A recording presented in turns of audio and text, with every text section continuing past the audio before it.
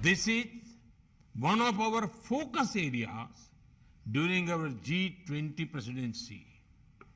Our goal is to make healthcare accessible and affordable not only for our citizens but for the whole world.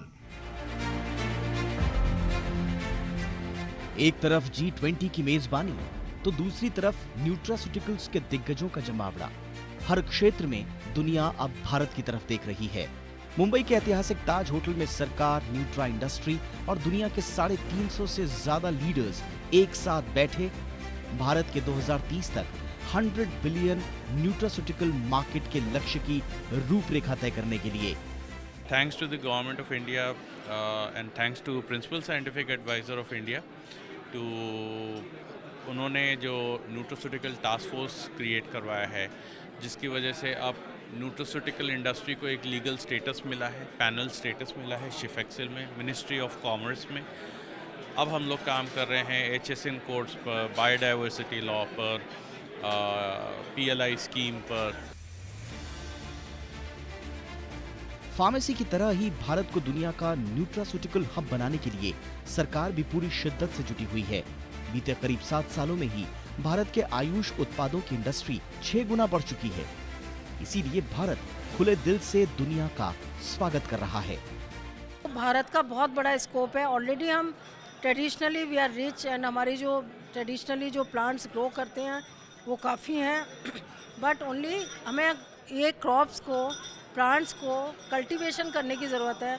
इसके लिए government ने कुछ initiative लिए भी हुए हैं, बट फर्दर अगर कुछ और इनिशिएटिव लेंगे जैसे कि PLI स्कीम है तो हमारा न्यूट्रास्यूटिकल एरिया में भारत का बहुत बड़ा योगदान होगा।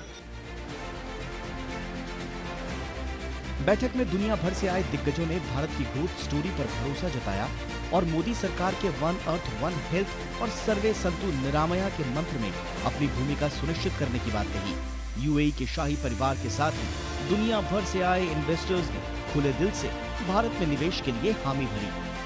रॉयल फैमिली, चाहे वो लोग हों, लोगों को का बिजनेस हो और बिजनेस को आगे पार्टनरशिप्स ढूंढना हो, हर एक पार्टनरशिप या आप गवर्नमेंट इन्फ्लुएंस के साथ करते हैं या हम लोकल बिजनेस पार्टनर के साथ करते हैं। भारत की न्यूट्रा टास्क फोर्स के मुताबिक कोविड काल में 64 करोड़ से ज्यादा भारतीयों ने न्यूट्रास्यूटिकल्स उत्पादों का इस्तेमाल खुद को स्वस्थ रखने के लिए किया। यहीं से भारत में न्यूट्रास्यूटिकल्स के कारोबार के लिए नई राहें खुली हैं। When I look at from US perspective, what we know in Ayurveda or Indian herbal system is just 20 products.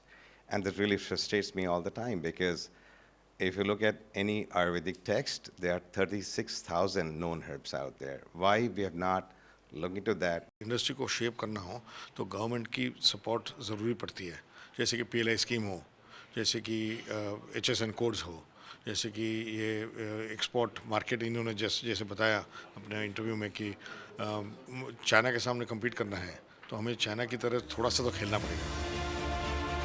Nutraceuticals के क्षेत्र में न्यूट्रीफाई जीनी जैसी आर्टिफिशियल इंटेलिजेंस की शुरुआत 2030 तक $100 बिलियन इंडस्ट्री के लक्ष्य को और आसान बना रही है।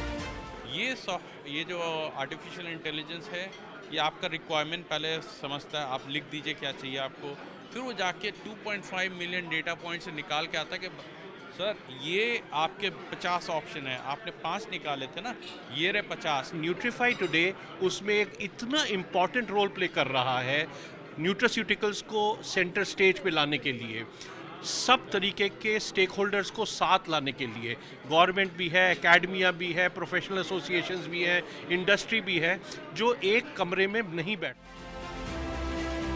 न्यूट्रीफाई सी स्वीट का ये दूसरा एडिशन था जो भारत सरकार, इंडस्ट्री और ग्लोबल न्यूट्रा लीडर्स के बीच बढ़ते सहयोग का गवाह बना।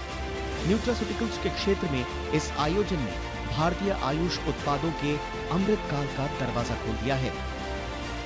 दीपक गोपाल, जी मीडिया।